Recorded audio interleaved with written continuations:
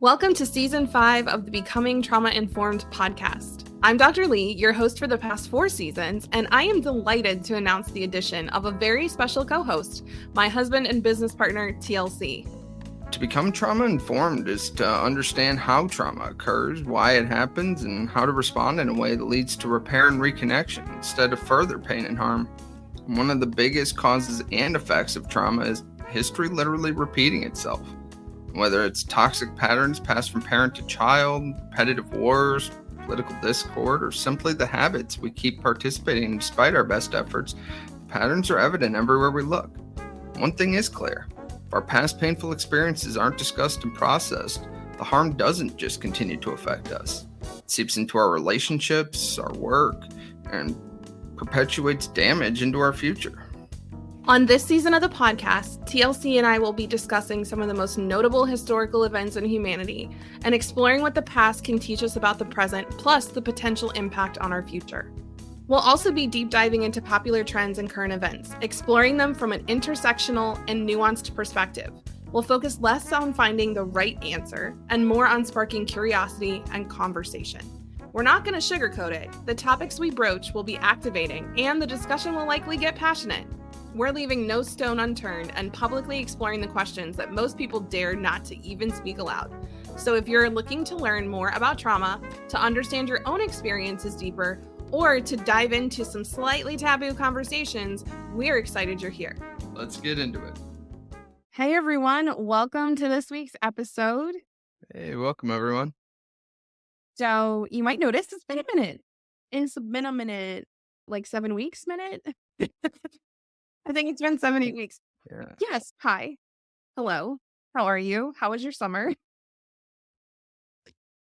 We had a little pause, an unexpected pause. And so we're going to actually talk about that today. We're going to talk through some of what we originally planned to talk about 7 weeks ago in our Anatomy of a Fight episode. And we're going to just give y'all an update, like a behind the scenes at what happened this summer, some of the lessons and the really cool stuff that came out of it, like some of the gritty, hard things that occurred. And yeah, like just walk you through this process we went through, because I feel like this was a mini trauma and recovery process. Yeah. Yeah, I think in some ways not the what we would have necessarily planned from the beginning. Definitely has some benefits moving forward. Oh yeah. I'm very grateful for what has transpired. And what are you cool if we just jump into it? Yeah, let's go ahead. Okay. So first off, COVID. So we had recorded that last episode. It was a few weeks after we got COVID. And the entire podcast launch was pushed because we got COVID right in like the end of May. We had planned to record all these episodes before the kids got out of school. And I think we had planned them 8 or 10, and we had what, 2? 2, yeah. Yeah. So we were already behind the schedule that we had thought through. And then the kids are home. I don't know if y'all have tried to do anything with kids home. It's funny. They just went back to school like a week and a half ago. And the second day they were in school, I was like, oh, there's nothing wrong with me. I just have been distracted and there's been noise. And mom, can I go to this person's house and band practice and baseball and camp and trips and all? There was just so much stuff. Yeah, and I think in some ways we at least had an idea that was going to be the case because we knew, okay, a lot of after school activities, a lot of summer activities, a lot of things like that we had thought, but we were like, okay, but we'll have enough backed up, ready to go that we can just put out for those weeks when it's 3 or 4 games and practice all week and all that other stuff. But yeah, with COVID and with everything else, it did not shape out that way. That's for sure.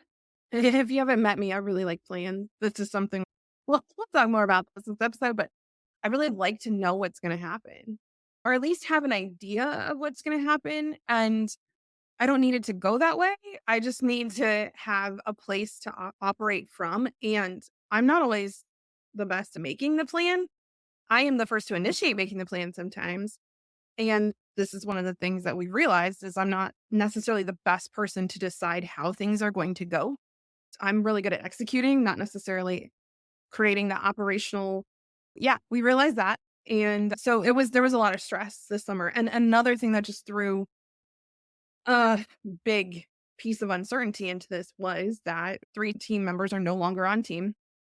They moved on, and that was painful. Like, even I think when you have mutually agreed upon decisions to go your separate ways and do different things, like, even if that is amicable and you're both happy for each other, it sucks.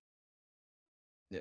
And no matter what, it's going to be that loss there. And then when you add in, okay, I thought this was amicable, maybe it's not, maybe there's some pieces and parts that some stuff that was underneath that we just shoved under the rug while we were working and now it's coming out, and we get to like clear that and work through that, and we call that a rupture, where there's a break in the communication or a break in how the relationship was, and ideally you have a chance for repair with that. And I feel like everything repair has happened in some way or another in those places, and it's not the way that I necessarily hoped or expected it to look. And so there's some grief around that.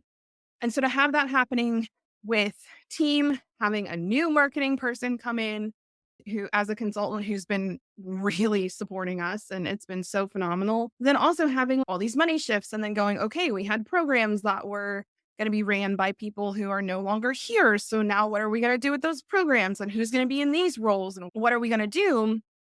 There was all of that. And I feel like we had as good of a handle on that as we could. Hmm. And then you and I got to this dang anatomy of a fight episode that was a brilliant idea in hindsight.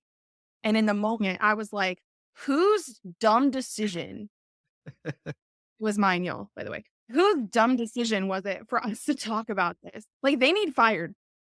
It was me. So we tried to record this episode, what, 5, 6 times? Yeah, I think so. Yeah, I think with that Anatomy of a Fight episode, we decided instead of doing like a fictional fight or a more generalized approach of using how we've had a disagreement or things that we've really disagreed on, especially if we actually ended up going more recent and picking like the most recent fight that we've had and then trying to do almost like a postmortem or the anatomy and trying to dig through that. And I think we eventually realized, okay, that's really fresh. And maybe there are still some different things that both of us maybe feel around that. Maybe doesn't lend itself in the best way to immediately going through and deciding using that. And I'm grateful for you sharing it this way. I don't know if y'all can hear our guinea pigs freaking out. Yeah, it's right now we have the washing machine going. There's kids stomping around. The guinea pigs are squeaking. The dog will bark at some point. You, you expect none less from us, right? I think what was really fascinating about this episode was I thought it highlighted that you and I have very different methods of communication, and we also have very different methods of understanding content. There was like a fight on top of a fight while we were trying to record a podcast around what our fights are look like. And so we are in this episode, the final time we tried to record it, and we had just had a conversation around how a couple weeks before that, that like you were trying to not quote unquote cowboy up anymore. Hmm. Can you describe that?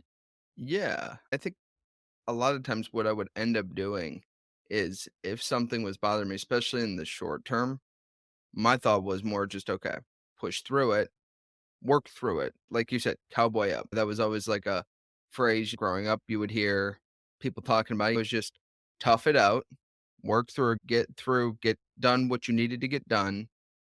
And then once you reach that point where you're like, okay, now things have settled down a little bit, maybe then it's time to talk through it. But it's the thought was always more just you can push through anything for a certain amount of time.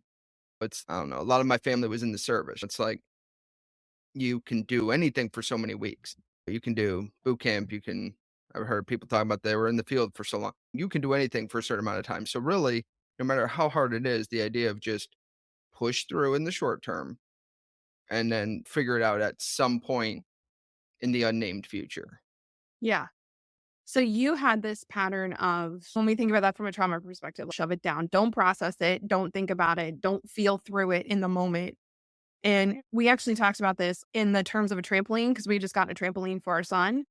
And so if the trampoline has a 450-pound weight limit and you keep taking on weight from other people, like people are asking you to do things or somebody does something that doesn't meet a need, like that's extra weight, that's extra responsibility. And it was hard for you to own when you were getting close to that 450-pound weight limit. And so you would just either take extra on and then it would be 750 pounds on the trampoline and then the trampoline would break. So you'd get really sick or you'd get really tired or that kind of stuff. You go into hypoarousal, Mhm. gotta shut down, or you get pissed and you'd yell at everyone to get off the trampoline. And people are like, but we thought it was fine to be on here because you told us it was cool. Yeah. And I think it comes from the fallacy and the cowboy up, if you will, idea is that at some point in the future, things are going to be nice, calm. There's not going to be anybody further wanting to get on the trampoline in that analogy. And then at that point, you can go, okay, let's break this all down and look. But really, if that's never the case, if there's always going to be the next thing, there's always going to be that something else that also needs to be dealt with. And then in some cases, yeah, a lot of times what I would end up doing is at least consciously forgetting about the different things that were going on. It was always, yeah, I'll deal with that at some other point. But once I got far enough away from it, forgetting that was even still there, it bothered me. So it may be weeks after. And then it's, yeah, like you said, blow up about something little. And that wasn't even what made me upset or shutting down over something small. And I'm like, I can't do this. And really worrying about it doesn't make sense in Yeah. that's not that big of a thing, but it only makes sense when you recognize there's still 700 pounds of people on the trampoline. Nobody ever got off. Nothing was ever really resolved. They're still there. I just forgot about them. I just was looking up at the sky. I didn't see any of it. So it seemed like it was gone, but it never really went away. Yeah. And that was, so when we were recording that episode, we had just had this big conversation around how you weren't going to cowboy up anymore and how my part to this is that it is um hard for me to ask people for help. It is hard for me to let people see how I'm feeling. And so if I have somebody who's telling me, give me some of your weight, like it's fine. I will take on and shoulder these things for you. I will help you. I will support you. And I'm getting this sense of, okay, but his trampoline is 450-pound weight limit, but like he's telling me he's fine. He's telling me it's okay. He's telling me he's good. He's not giving me any indication. He's telling me he's fine. And then, so I think I'm doing the right thing by just being the way I'm being. And then when you would yell at everyone to get off the trampoline, I was normally one of those people. And I was the person getting yelled at and one of the people who had put a lot of the weight on the trampoline. And then also, if the trampoline broke, I would feel really guilty and I would have a lot of shame about all the weight that I'd put on you. And then also, I would have to take up that weight myself because you couldn't hold it anymore. Mhm. So then I would almost take up the weight as my penance, as my punishment for not noticing that you were about to break. And so we had just had this conversation where I was like, dude, I can't both pretend you're fine and also constantly be on the lookout for if you're taking on too much weight. Like you have to be able to be responsible for how much weight is on your trampoline. And so we're recording this podcast. It turns out we've had a miscommunication because I think we're going to go into super detail about this fight and break it down piece Mhm. by piece and do a postmortem on it. You think it's going to be more superficial level. And so as this is going on, I'm watching you and you're like, dissociating and just I can tell my hypervigilance is kicking in and I'm like, something's not right. And I'm like, but he told you he would tell you. So just leave it be. And then at one point you did something and I was like, no, fuck it. I'm just gonna ask. And I said, are you good? And you said something like, yeah, let's just keep going. We can work it out at the end. We can edit out the parts that I don't want in here. And Yeah. I was like, okay, hold on. What do you mean the parts you don't want in here? Yeah. And you were like, I don't actually want to be having this conversation in this way, but it's fine. Like, we'll fix it later. Mm-hmm. And then I got super mad and dysregulated. And then I was trying to stay calm. And then you came up and you were like, let's just edit it together. And we ended up in another big argument. Yeah. Trying to decide what's in or out. And as I was going through it, you're like, wait, that bothered you? And I was like, because it really stemmed from this miscommunication of what I didn't know we were going that deep. But also in my head, I'm like, due to all the other issues we had just talked about here, I wanted to get it done. I'm like, if I'm feeling like we're getting behind. I want to make sure and have more finished before the schedule gets more full with the kids and with everything else. I'm just like, I just want to get it done. I think was a really pivotal moment for us because I remember that was the moment that we stopped having the fight that we had actually broken down because Mhm. it's super clear. Like I wrote it out in my journal. I was like, I do this, and then you do this, and then you do this, and then I do this. And I was like, we've done this maybe 70 billion times. And that fight that we had after the podcast was such a shift because it was like, we're not doing this. I am like, you are taking on too much of a savior role when it comes to me. And you are doing that because I am manipulating you into that. And this is something I realized about myself. I had so much shame and so much self-judgment about being needy, about being high maintenance, about feeling feelings. And it was, I think I just had this moment where I went, okay, I can't keep putting this on him, even if he has the capacity for this. Is this weight I even want to put on his shoulders? Or is this weight that I want to release? Mhm. Yeah, and in terms of too, not just whether I can hold it, but it's also, is that how am I going to be able to, me, myself, figure out how to help you with that? Because certain things, I'm like, yeah, I can help walk you through, but then there's other things where you're like, yeah, this is something that I just wanna get out. I tend to have more of a, I wanna try and fix it or Yeah. figure it out, and I'll end up kinda thinking about it, and then I'm like, I can't really find a solution here. Yeah. And that was, I think, one of the shifts that we've made in the last 7 weeks. We talked about this last night. Like, we're not fighting. We Mm, actually had a conversation this morning. We had a conversation yesterday morning. Those conversations would have traditionally turned into fights. mhm, And I don't mean fight, but I mean, we would have argued for a good 30, 45 minutes mhm, and we would have both been really tired. We would have both, it just wouldn't have been good. yeah, It wouldn't have been productive or healing. It wouldn't have been repairing. yeah, And it's just wild to look from that moment where I think we both decided, and I think we both had done enough work to go, you know what? This is the another big piece of our codependent pattern mhm, where I am looking for anyone to take this weight, to put this weight on, or any place to put this weight down instead of just learning how to release it. And you taking a pretty firm stand for yourself and going, you know what? I'm worthy of not being overburdened all the time. yeah, and also too, yeah, it's the internal of the feeling worthy of that, and also recognizing that I'm not doing myself or anybody else a service in doing that. I think for a while, I always had maybe used it as a point of self-esteem, if you will. Look, almost look what I can do. I can get all of this on the shoulders at the same time. Just recognizing, who am I doing that for, what am I doing that for? Is it actually benefiting myself? Is it actually even benefiting anybody else? And it's like the big one being, no, it's not helping me. And especially when I look around and I'm like, but it's also not even benefiting anybody else. So what am I doing? What is Yeah. my purpose on this?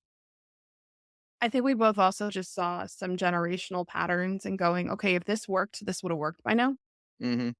And that's one of my favorite things we use Yep. all the time. Our institute, if this worked, it would work. It would have worked by now. Mm-hmm. And so I think another key piece of this was,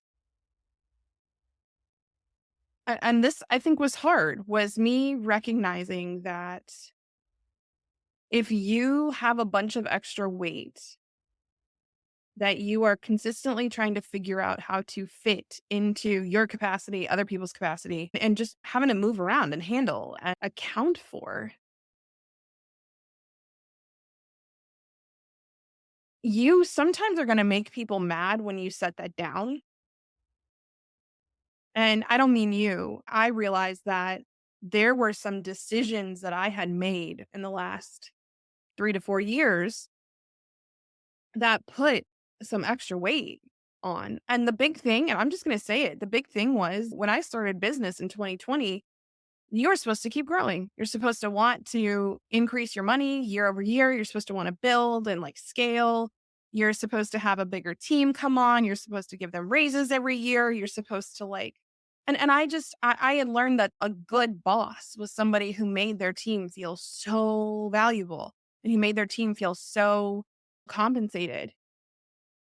And I realized that what was happening was that was a lot of extra weight on my shoulders and a burden on me that I didn't have the capacity to hold, especially once I got sick. And so this is hard to talk about. I'm noticing I'm just like feeling it in my body. This is hard to talk about. It was my own form of cowboying up. It's being the hero. Like, I wanted people to say that I was the best boss or like the best organization that they ever worked for. I wanted to be the good girl. And when I finally went, you know what? I can't hold all of this. I don't have the capacity for $12,000 a month in expenses.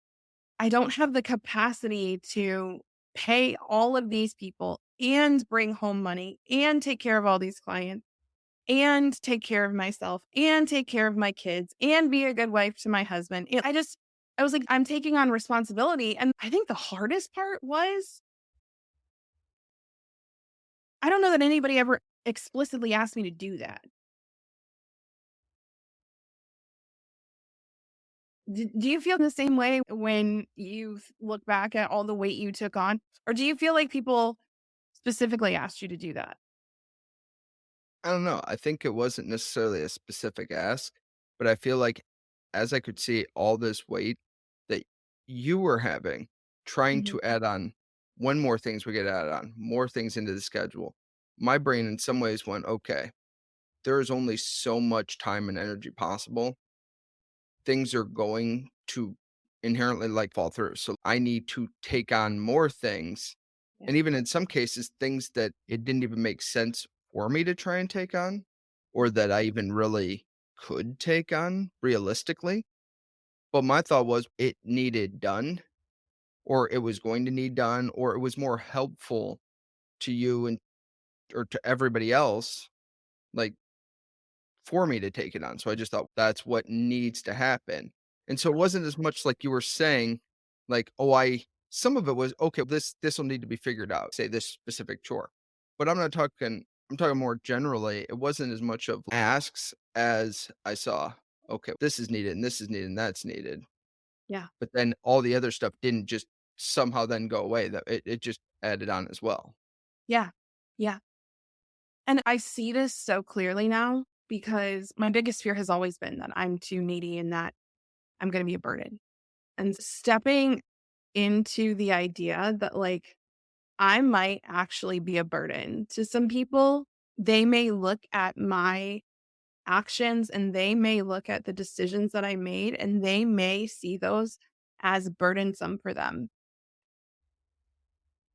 And I'm close to tears right now because that was the scariest thing that I think that would have been the worst thing that anybody could have called me or told me that I had done was caused them pain or complication or like just made their lives more difficult.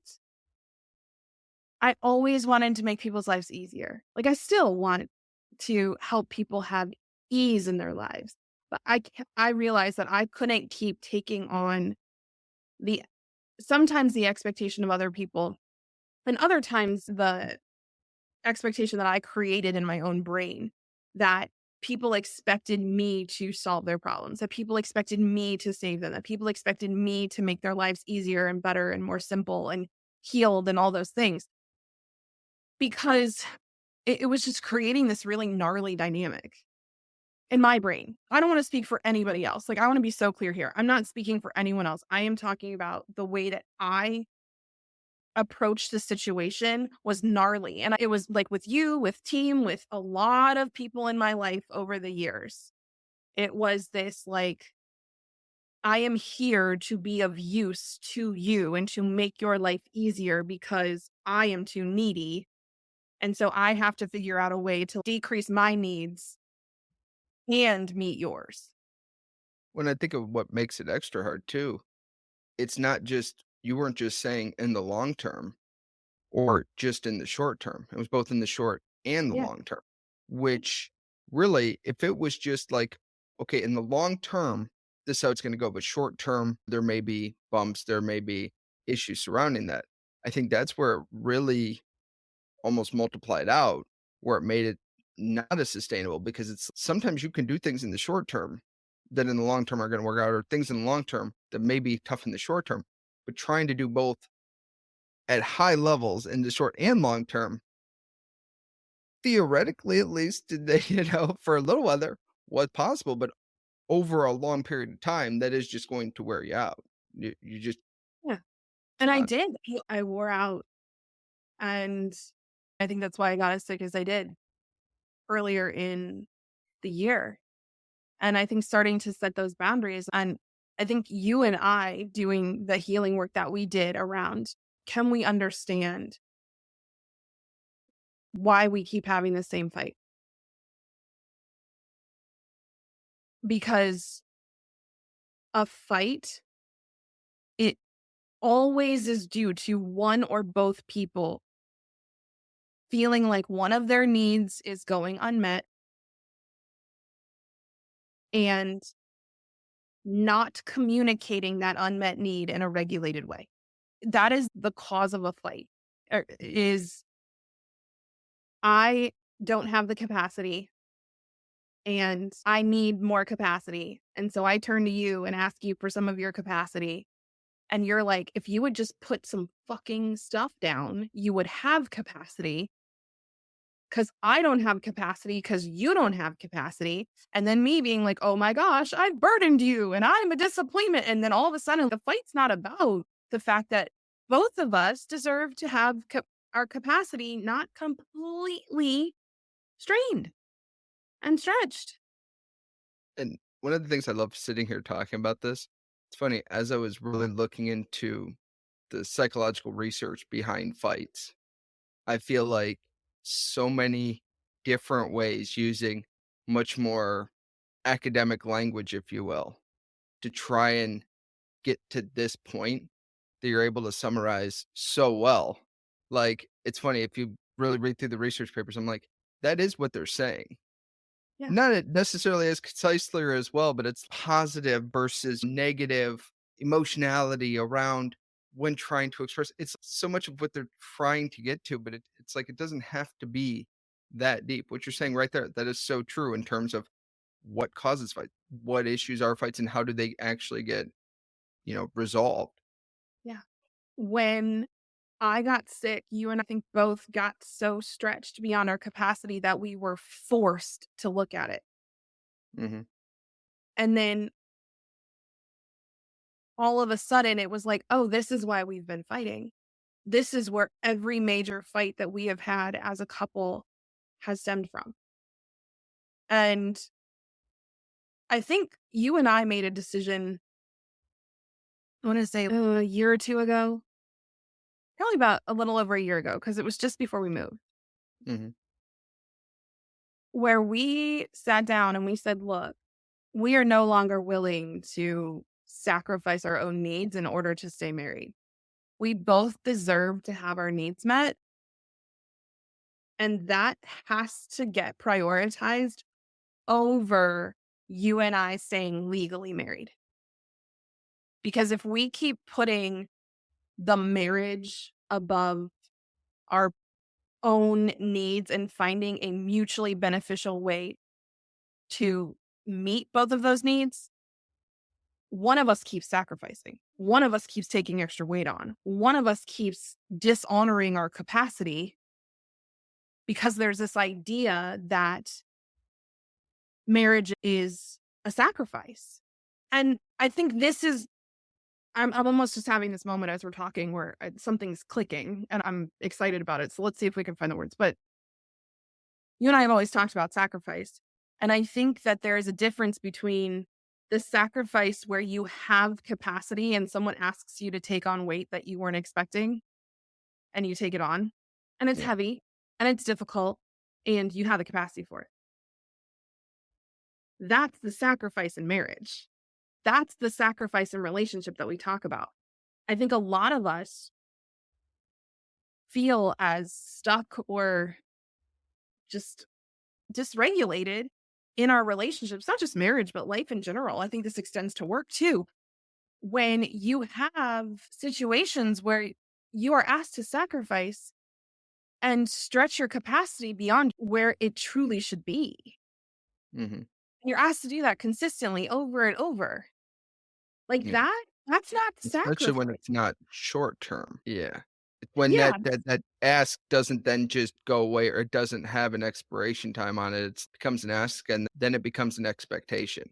Yeah. Oh, I forgot that I even handed that to you, but that's yours to hold now. Keep it. And you're like, okay, but I had the capacity for a day, the capacity for a month. There's other things that I want to add. There's other things that I want to take on. And I can't do that if your thing is still right here. And I think if you think about this from a codependency perspective, because that's codependency, it's basically you hand somebody else your own shit to hold. It's their responsibility to manage it for you. Versus, and I think this is the key difference in what I've shifted with you. And even this morning, this happened. This morning, you asked for something. I said yes. Stuff happened. I forgot. And then you had feelings about it. And I, instead of turning it into the big thing that I would have done before, I said, okay, number one, I'm hungry. And so nothing that comes out of my mouth is going to be what I actually mean. So I ate. And then I said, I'm noticing that I'm feeling shame and embarrassment over how easily distracted I got. And you had this deer in the headlights look for a second. And I looked up at you and you were like, see, this is where I struggle because I don't know what to say here to help you feel better. And I said, I don't need you to help me feel better. I needed to release those feelings. I needed to take that weight off myself. But once I said it out loud, it was out and like weightless. And that's what I've been learning is I don't have to come to you and ask you to like hand you all of those feelings and be like, do something with these. When you're already like, I got enough on my plate to do. Instead, I'm coming up to you and I'm saying, hey, can I release these here with you? And if there's anything that you'd like to add, or if there's anything you'd like to say in response, that's cool. Like, I would like that. It's very different. I feel a lot calmer. Me too. And it feels a lot better too. Makes it a lot easier knowing that it's not going to become this big thing. It's not going to be Yeah. a long, drawn out thing. So having that knowledge that's not going to be the case also makes it a lot easier for things to then be like, okay, let's actually figure it out. Because if the thought is, oh, this is now going to become a thing, this is going to be the whole day of trying to figure this thing out or work through this issue. It's like there are only Well, so many hours in the day. There's only so much energy. and I think that's it, is that before there was some panic on your side because you're like, I've already cowboyed up and she doesn't even know that I cowboyed up. And so there's already 700 pounds on my trampoline. And now she's trying to hand me these feelings. I'm like, I don't have space for these. And then it's going to take a bunch of time. So then I can't even release some of this weight that I've got on the trampoline because I don't have the time now to do the things that would release the weight. And so you're feeling amped up. I'm like, what is going on? Like, why is he not? We used to say that a lot. You used to say, oh, we're wasting time. This is, I don't want to, like, these take forever. And I'm like, it's just 10 or 15 minutes. Sometimes it was longer, Mhm. but I would notice that I was like, oh, okay, I'm a burden because you took 10 or 15 minutes to work through this. And yeah, you feel better, but he doesn't. And it had to do with where I was placing the weight. You felt like you had to take it on. I felt like somebody needed to take it. And so if you were like, I don't have the capacity to take on this, I had no way of, those feelings felt burdensome. They felt heavy. And so I was just under this mistaken subconscious impression that someone needed to do something with them in order for me to feel lighter. And really, what I've learned and practiced, I'm not perfect at it. And I'm just, it's been really fun to see myself work through it and not get stuck in an emotional loop. Yesterday, it happened and we started just a little like just snippy for 3 to 5 minutes, and you went, "You know what? I need a minute." And while you took that minute, I sat there and I noticed my inner kiddo was just like, my heart really hurt. And I was like, okay, this is something around connection. And my inner kiddo was saying to me, she was saying, you're not allowed to have big feelings. We're having these really big feelings and we're not allowed to have them. And I went, well, okay, yeah, we are. We're allowed to have them. We're allowed to feel them. We're allowed to express them. We don't want to use them as weapons. We don't want to use them to hand the weight off and put them on someone else. But we know what to do here. And you came over and I said to you, I said, my inner kiddo is just like, she's really sad. And you were so sweet. You came over and your hand on my heart and you were like, it is safe for you to have these feelings. And you just held space for me and I felt them. Did that feel like taking on weight for you? No, I think if anything, it almost felt like the opposite. Mm. It like you were saying in terms of letting it go. Felt more like helping you to let the weight go Mhm. rather than taking the weight on. Yeah. Yeah. I think that's like a fundamental difference there of rather than trying to figure out how I can do something or be some sort of way in order to make you not feel that way, in order to somehow assuage those fears, whether they're justified, not justified, whatever. It's that's not even the point of the idea that, oh, making it easier for you to hold that or holding it for you rather than just working through and just coming to a way where you can recognize, okay, I can let that go. And Yeah. then nobody's holding it. It's not on anybody's shoulders. It's not there and everything is lighter. That's to me like the fundamental difference there. Yeah. And you're really good at it. You've always been really good at it. And that was what I think felt so confusing to me earlier on in our marriage because I watched you do it with our children so beautifully and I'm like, "Why can he do it with them and not with me?" And I'm like, "Because my kids aren't doing it to try to put the weight on you. The kids are doing it to release it and you give them the safe space to release." And I think honestly this is a fundamental trauma pattern that I see in heteronormative marriages between women and men. If women have never had that safe space with a man to be able to release their feelings and have them not be used against them and to not use them as weapons, like if the woman's not using it as a weapon and then also the feelings aren't being used as weapons back, because that's what my experience was. when you have big feelings, they will be turned against you and used on you. Yeah, really, even taking that into some of the research around fights, one of the things that I saw psychological research around of talking when fights are beneficial versus when they're not. And one Mhm, of the things I noticed in lots of different papers, lots of different things, is when you are fighting with somebody, making it personal, mhm. doing that personal attack versus the thing. And that's one of those big, like, red flags is when you're using that to then later on make it a part about them as a person. You're Mhm. using it as a way to generalize that person as being whatever it is. And I actually noticed in one, it didn't seem to be whether that was even positive or negative, like in some cases, depends, but it's using that as a part of their personality when that wasn't Yeah. even what they were saying is a very big indicator of this fight is not only not going to go well, but when you have fights like that in a relationship continuously, that's one of the biggest like predictors of then that relationship not working. Yeah. This is a hill I will die on. That's not a trauma sensitive term. I'm going to leave that in here. But I know that this is something I feel very strongly about. When I work with clients and they come to me and say that their partner is a blank. So my partner is a narcissist. My partner is a selfish person and it is a character description. That to me is a something to really pay attention to. I think if you had looked at some of my behavior in our fights, you could have called me a narcissist. I think some people watching how I showed up in our relationship would be like, oh, she's a narcissist. And this is why trauma sensitivity is so important. Am I a narcissist? Is this person a narcissist?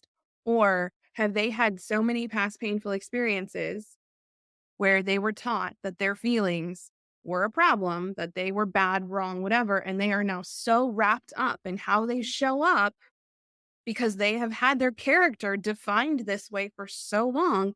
And now they're in relationship with you and it's new and it's exciting. And you think that finally you're not going to be this person anymore. And then after a few weeks, months, years, this person starts saying, wow, you're selfish. You're self absorbed sometimes. You're doing this, you're doing that.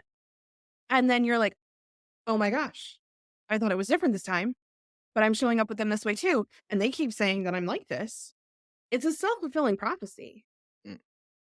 I find that most of the people that I interact with who have self-absorbed or narcissistic behavior patterns, their emotions were deeply invalidated as children. And on the flip side, people who have the I'll take the weight on for everybody.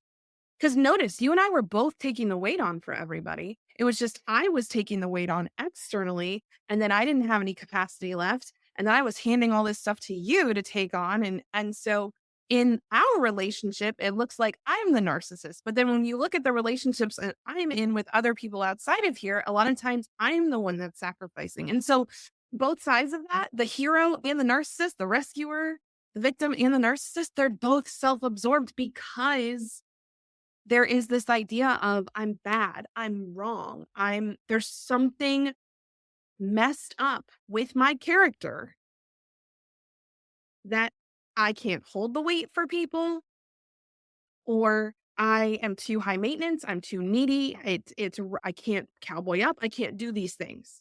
And I think, and that being the biggest thing, are there, talk about, yeah, pet peeves when it's like somebody said and it's, oh, they're depressed. And I know that is different, but it's in Yeah. some ways, it's like, are there people who have certain personality disorders? You know what I mean? Where yes, 100%, that is a real thing. There's some people who struggle with being bipolar. But if somebody changes their minds a few times on something and it's, oh, they're being bipolar about it. It's one of those pet peeves by where I'm like, no, that's not, I mean, that's not the same thing. And it's one Yeah. of those, when you start describing that person then as that, when they don't have that kind of diagnosis, yes, self-fulfilling prophecy or just a fulfilling prophecy, when you start looking for that sort of thing and then it's, oh, they changed their mind about that, that must be related back to this other bit that I noticed beforehand. and it starts becoming a thing when it wasn't really a thing, or maybe it was a situational Yeah. type thing. It doesn't go well, I feel like, for either side. You start seeing the bad, or you start seeing the maladaptive, the person as that. It doesn't really help you in the end to see that. Mm-mm. And it definitely doesn't help that person, because again, then they start, is that how I am? Is that what's going on? Right. And if they've heard it before, if somebody else has described it that way before, I think we get to do a whole episode on just Yeah. this alone coming up because I think this is important. It's an episode that I think before felt a little scary to me because am I really going to talk about how much we have overdiagnosed people with personality or mood disorders when in reality they have trauma? Yeah. Um, Well, yeah, and I think a lot of part of the reason why that would feel so there's some people when they've come to that decision, is that how it is? Because they feel very strongly that is the situation, that they're seeing it objectively. yeah, Now, recognizing there may be some of that subjective piece, it can be very hard for people to recognize, step back a little bit and go, okay, is that really how it is? Because a lot of times then that becomes part of how they see themselves, their yeah, life, their relationships, and that becomes a very strong part of one's identity in that, or in how they see themselves, how they see their life. That can yeah, become very quickly entrenched. People do not like when you question those things, whether they're correct or not. It's like that can, for some people, that can bring up a lot of emotions around that, because also then there's the guilt of, wait, did I do that to somebody else? Did I mess this up? Maybe. It's yeah. like, yeah, that can be And hard, but I think that could be really beneficial too. bring this back full circle. That was me. That was me just really believing that I was a selfish person, that I was too self-absorbed, that I was a little bit narcissistic, that I was too needy, too high maintenance, that I just was a burden to people. And this summer, I spent some time in Germany with my sister and went and saw Taylor Swift and went to Dachau, the memorial site, the concentration camp, and had some just really profound experiences. Went to my 20th high school reunion. That was a profound experience, just thinking back on the last 20 years and seeing how much I had changed and thinking about how I think a lot of people, when they go to their 20 years, a lot of people are still very much the same person. And to be able to be like, yeah, I'm the same person, but I am also so much more authentically me publicly than I was before. And just really releasing a lot of the shame and self judgment that I had. My sister really helped me with that. She traveled with me to Germany and just helped me really see and was like, you are not a burden. Like, that's not what you are. Yeah, there were just a lot of moments, some conversations with you, conversations with the kids, conversations with a lot of people just going, you know what? There are a few people who have left my life recently. And I think the reason that they left is because I stopped seeing myself as a burden. I started believing in myself again. I found my confidence again. I found my trust and my faith and my hope again. I deepened my relationship with God. I have just been really honest and prioritizing kind candor and being kind and also saying, hey, oh, I put that weight on you. My bad. Or, hey, yeah, I don't want to hold that weight for you. I don't have the capacity to hold that weight for you. Or maybe even I have the capacity and I don't want to allocate it to that thing. And just being really honest. And so one of the things that happened was we had so much shifting and like rapid change and growth, all these just like very profound experiences. I reconnected with a human that had left our space before due to some ruptures with other people in our space. And having her come back in and really provide some just beautiful insight on a lot of things. And then also help me work through what do I want to do? And what do I want this program to look like? And what do I want this business to look like? Why didn't I start this in the first place? I'm really just reconnecting me to all that was what birthed two things. One, we ended up talking about your role in the organization and the institute and what it would look like, even if it made sense for you to be in the institute, or if it made sense for you to apply for a job. You had applied for a part-time job that I still don't know why they didn't pick you. I think it was a fake application because you were like literally perfect for it. And I say that from an unbiased perspective of someone who's looked at applications. I'm like, I don't know who would have been better than you, but that's cool. But you applying for jobs and just really going through what is it I want to be doing. Now that I know that my wife can hold herself, now that she's taken a lot of this weight off of herself and she's creating this business that she really loves and it's honoring her capacity. Now that I know I'm not going to have to stay on guard for that, like what can I do that would be really good for me? Oh, no, yeah, and also, we went and had a coffee chat, if you will, and I think it's interesting because growing up, a lot of people around me, like family had business and they were involved in business, and I think in some ways, I maybe thought I understood more than what I actually understood on a practical level, and really just it's, I guess, the difference between knowing that things do work and knowing how they work. So, really meeting and going through what are the different roles in a business? What are the general things that get done?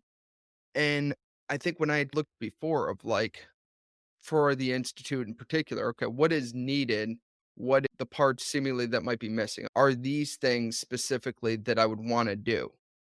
And in my narrow viewpoint, I guess that was like, okay, here are these 2 or 3 jobs, look into them, and I was like, that doesn't seem like me. That doesn't seem like something that would either excite me or something that I could even really do really well with. So I think there was part of my brain that was like, then am I really needed? Do I really have a place in this? This is important to me. Would the best way for me to maybe help even be doing something else? And I guess maybe in some ways staying away in terms of not getting in the way. And I think that was really just due to more of a lack of like understanding of what the different positions and stuff are and working through and figuring out, okay, what are the things that I really enjoy doing? What are the things that I also really enjoy doing that I do really well with? And what are some things that I can do and I can do well with, but more so in a short term? And then breaking down what don't I enjoy doing? What are the parts that if I had to do this for an extended period of time that I would either get burned out or be like, yeah, I'm going to check out. I think that was always my worry. I'll be like, "Yeah, I'll do it. It'll be great." Not liking it, getting a couple months in and going, "Okay, yeah, I can keep doing this." But due to that lack of actual enthusiasm, just not getting things done and then having that causing issues. And I was like, I don't want to be in that situation. So it was after really breaking it down of what are these things that I really enjoy and think I can do really well with? What does that actually look like then from a role standpoint? Yeah. The wildest part was, is I don't know why I'm not saying her name, Vicky Clausen. She's incredible. And the wild part was Vicky came back to me and was like, he wants to be a COO. Like, he wants to be your chief operations officer. Or not yours, but that's what his role would be in business. He really is a strategic human. And every other time you've come into the business, it's always been in a place of anything that is any extra weight that anyone needs to offload, I'll take that. And I think that I'm just connecting these dots of I think that was really hard for you because number one, it reinforced this trauma pattern.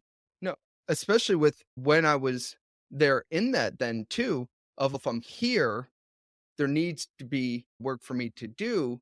So in some ways there was like this could be a thing to be done.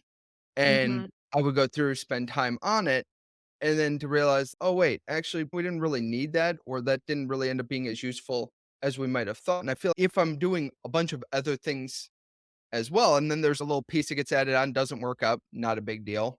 Move back to the main line. But when that was the main thing that I was doing, 3 or 4 different things, and then if 3 out of the 4 don't end up being helpful, then I'm like kind of wasting time on this. I think Vicky said something like, "Is this a pity job?" Or I'm just in here because I'm connected to it. Nepotism. Yeah, exactly. You're my wife. I should be in this. And then I'm like, but what am I doing? And I think over time that just made me go, then I don't know that I want to Yeah. necessarily be part of But that. but yours has never been like, I am a visionary. Mm, I am an executive, like a CEO. I have always been a CEO. The idea that I am the one that is coming up with the plans is not always, and I think that this is what's so fascinating because people think about the CEO and I think they think that the CEO is the one that makes the plan. And the CEO isn't the one that makes the plan necessarily. They make sure that the plan aligns with the vision of the company. So they're approving plans. They are working with the people who strategize and create the plans, but they are not oftentimes the one who is bringing everyone together and collecting all of the collective implementation and management and strategy together, integrating that, and then ensuring it gets done. mm, They're the ones that are like, "Hey, this is the vision and this is what I want to execute on and this is what I want to create. Let me go talk to the people who can have the plan. Let me go to the networking meeting and bring home 12 leads and that I can have coffee chats with and we can talk about the vision and how they might be able to come into the plan." That's a CEO. The COO is the person who's cool. Love that plan. Here's a couple of things that I have questions around with that plan. Here's a couple of my concerns for that plan. And then let me go create a strategy and figure out how operationally we are going to execute on that plan. And then I'm going to bring that back to you, the executor, and you're going to go, yes, that is the vision. And here's my pieces. And thank you for those. And I'm going to keep doing those. And you handle the rest. yeah. I think you had mentioned it even earlier. We were talking about something which we're really good at. And I think the reason why sometimes making plans is hard for you, because if there is a plan and there's 10 things to get done, you are very good at executing those things. So I think when you make a plan, those 10 things need to get executed, Yeah. or the plan didn't go according to strategy. Yeah. But in my head, I'm like, if there's 10 things, but at step 6, something else happens. There was a branch there, if you will. There was a split. Okay. Having a good strategy of knowing then, okay, once that happens, what then are we going to be doing moving further down? Because now step 10 is not really possible, but that doesn't mean that's a bad thing. That doesn't mean step 10 needed to get hit because, again, it's more we're trying to get to an objective. As long as we're reaching that objective, let's have a good plan in place where you can't predict everything that could possibly happen, but recognizing, okay, what are some things likely that might come up? Well, we're still trying to get this accomplished. But I feel like for you, it's so funny as you were saying that. I'm like, yeah, you're great at executing things. But if something comes up where it can no longer be executed, your general goal, your general thing is not to, okay, let's just not worry about executing on that. You're like, no, I execute things and I do very well with executing things. And that can't happen would be very difficult.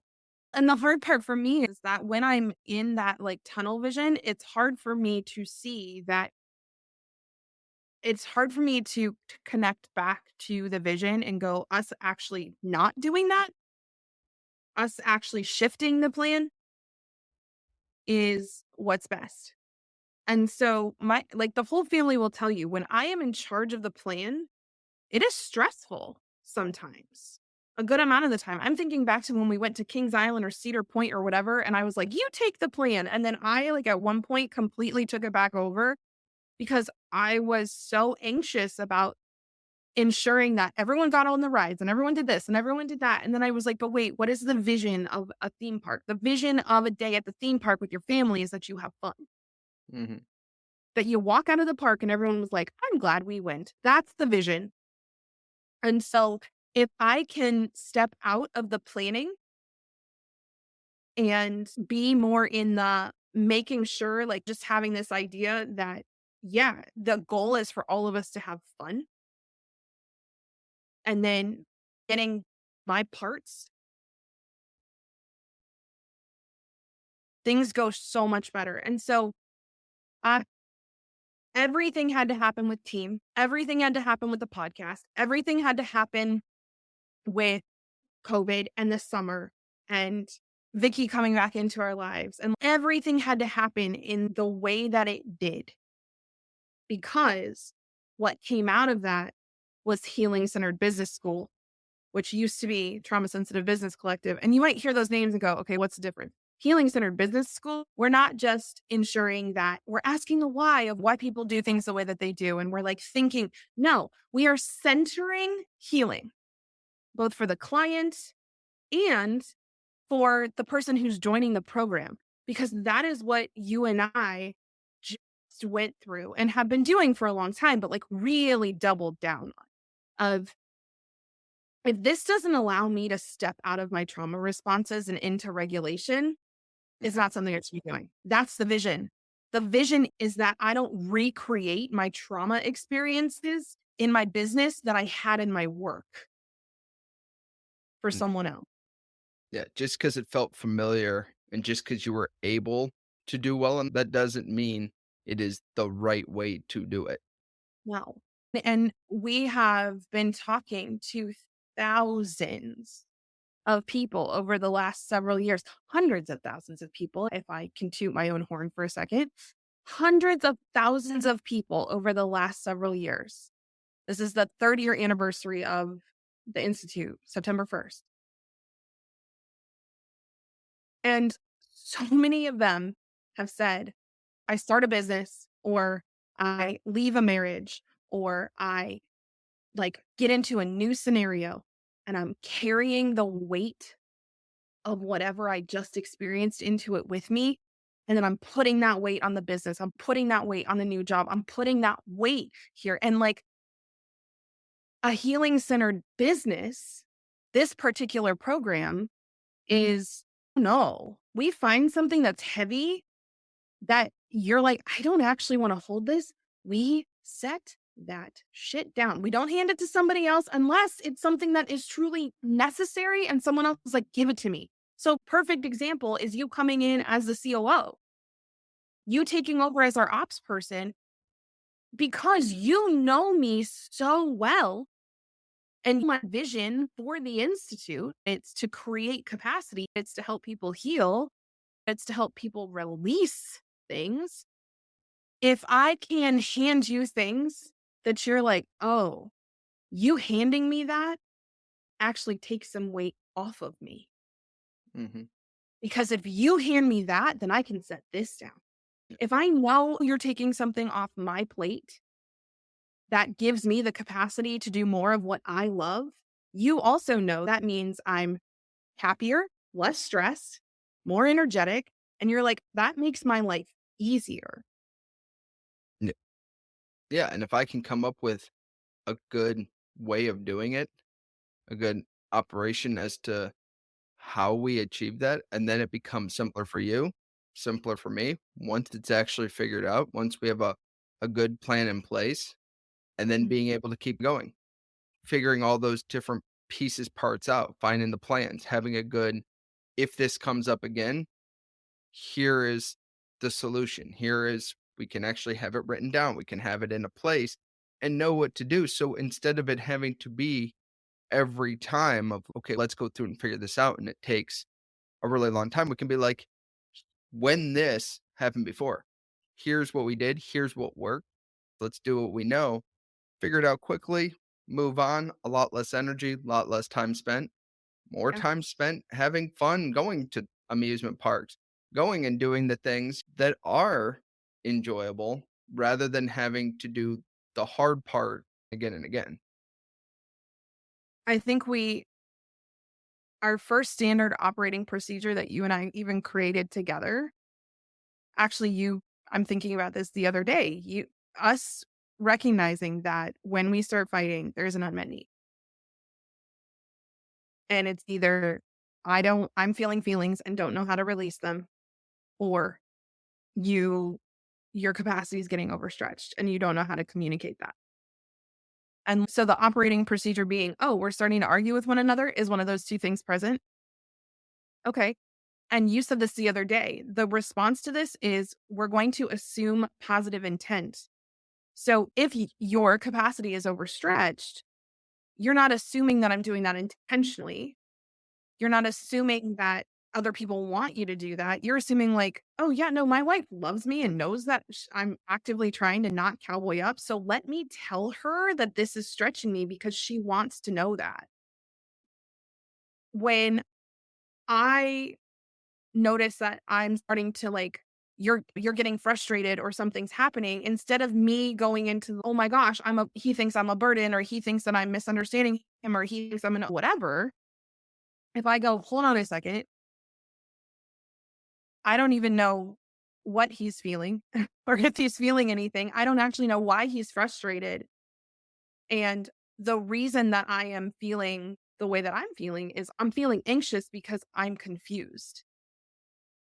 And so what I need is to slow down and to actually listen to what he has to say so I can understand what's going on, and then feel anything that I'm feeling in response to what he says, and know that those feelings are okay because he wants me to have my feelings. He trusts me not to put that weight on him.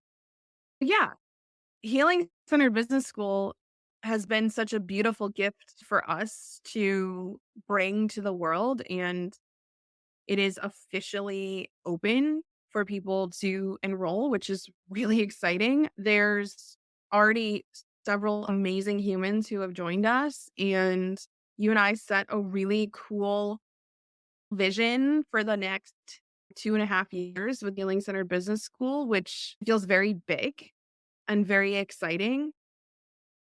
The thing that I'm really focused on is the vision part of that. And it is such a comfort and grounding thing to know that you are the person that is going to help us strategize how we get there, and that our communication has gotten to the point that it's possible. It's exciting. It is exciting. I'm really excited. And so, of course, we had to wait to do this podcast. Of course, everything had to happen the way that it does. And I want to say that out loud for people, because it is so easy right now to be like, of course, all of that shit just went down. If you are still in it, I see you. Okay. I find that I go through the portal first. We go through the portal first.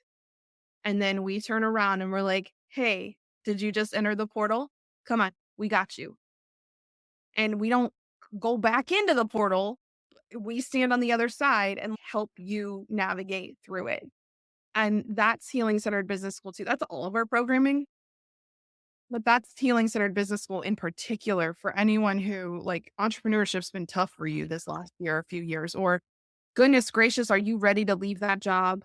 Are you ready to stop self-sacrificing and overextending your capacity? And you're ready to stop seeing yourself as a burden. You're ready to stop cowboying up. You're all those things.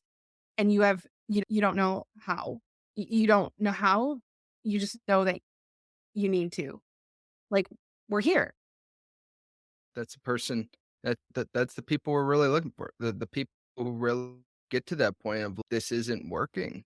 How do I move forward? But it's not easy. It's one of those, like I was saying before, in terms of, you have this idea of what business is, and you're generally a pretty smart person. You feel like you could just be able to figure it out, but it really isn't that simple. It's I feel like sometimes it's the things that almost seem like they should be simple, or you feel like this shouldn't be that hard to figure out.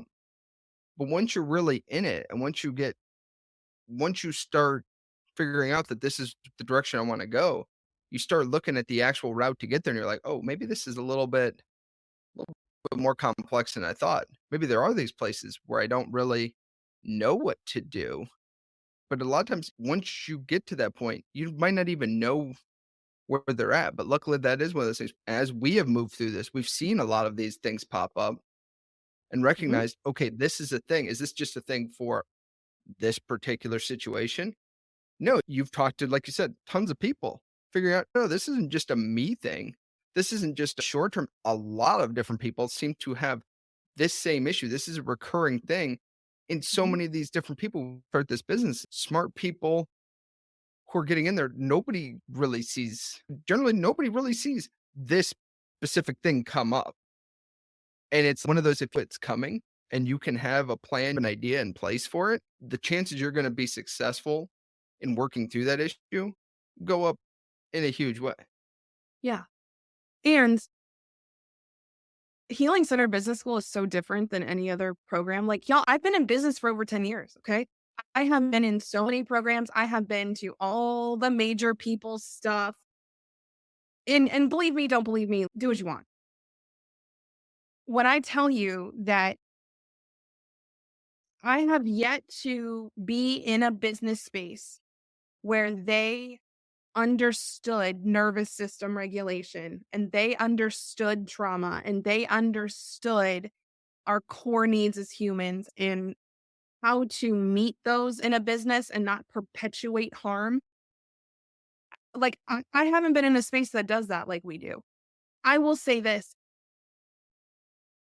We deeply care about you understanding the strategy. We deeply care. They'll help you set up your business foundations in a way that they are solid. We deeply care about your success as a business owner. And I refuse to put extra weight on people because success is a weight. Y'all, you got to have capacity to hold success. I refuse to take part in putting extra weight on people without making sure that they have the capacity to hold it and handle it. And so there are so many business programs that will put all the weight of learning the business and starting the business and having the clients and charging all the money, and they will not teach you how to honor your capacity. They will not teach you how to make sure your needs are being met. They will not teach you how to ensure that things aren't going to break or you're not going to kick everybody off the trampoline. That's the difference. And I know I'm like preaching right now, but I'm so passionate about this because I just, in the process of talking to these thousands of entrepreneurs, the stories I heard, they are no different than the stories I hear from people talking about personal trauma. The horrific things that have happened to them in their personal lives, the stuff I hear from a professional perspective, holy moly. And so I just want to be so clear that part of the work that I've been doing over the summer is making sure that I deeply understand my own capacity and my own regulation and my own boundaries and my own needs, because that's what is required of somebody who is going to teach other people how to do business. And join whatever program you want. Invest your money wherever you want. And if they can't hold themselves through shit like this, how are they going to teach you to? So, yeah, join us. Don't join us. We'd love to have you. The details are in the show notes. And yeah, so this is going to be, we believe, a weekly thing now. Again, life's uncertain. Stuff happens. I think we're back. We got some plans, some good episodes going forward. TLC's in charge of the plan. Right? Some good ideas, some really fun, like interesting, topics to dive into, and what I think will be very, very good stuff coming forward. Yeah. Let's kick it. I'm excited. Let's do it. Let's rock it up. Let's have some fun. Let's go heal. Let's go help some other people heal. Yes. Let's end this episode. Great, y'all. We will see you next time. All right. Bye. See you soon. Thank you so much for listening to this episode of our podcast. If you've enjoyed what you just heard and you'd like to dive deeper into trauma and recovery work, come check out Trauma Club, our private membership community. It costs less than a therapy session, feels a lot better than a night out distracting yourself, and is built to be enjoyable for extroverts and introverts alike. You can head to jointraumaclub.com to hop in today and use the code BTIFAN, that's BTI fan, to save 50% off your first month. And if you want to talk to TLC or me directly, we would be stoked to hear from you. You can send us a quick message by heading to the show notes and clicking the Send Us a Text Message button. See you next time.